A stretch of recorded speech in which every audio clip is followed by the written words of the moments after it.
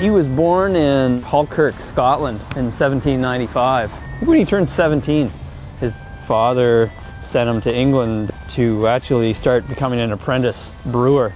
Age 22, he actually decided to come over here and start a brewery. And he actually opened the brewery when he was 25 years old. Started brewing Alexander Keith's. The building next to the brewery was known as Keith's Hall, and I guess there's quite a few casks will get wheeled over to Keith's Hall where there'd be a lot of great parties there. This is actually where he's laid to rest right here. At the time of his death, he was such a well-known and such a respected individual. Apparently it was one of the largest funerals that they had seen in Halifax at that time.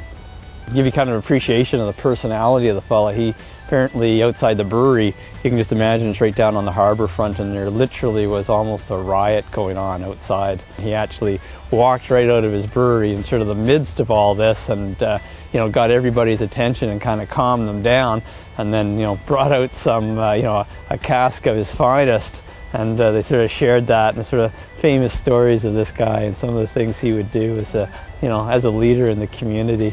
But you'll come up here and you'll look around on the ground here and you'll actually find Alexander Keith's beer caps. So people actually come up here and salute the guy and leave their beer caps here. So we're kind of covered with snow, but I can guarantee you there'd be some beer caps here if we had a look around, which I think is really cool.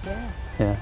We brought you guys here because we want you guys just to really understand what this means to the people of Halifax. Alexander Keith, who he was, and what this represents in terms of the heritage, and we want you to understand that and take that with you when you go back home. October the 5th is Alexander Keith's birthday, and it's a huge concert down on the waterfront. There's probably 4,000 people or so, and bands, and celebrate the guy. It's a great event. Have to have you guys up here for that one too.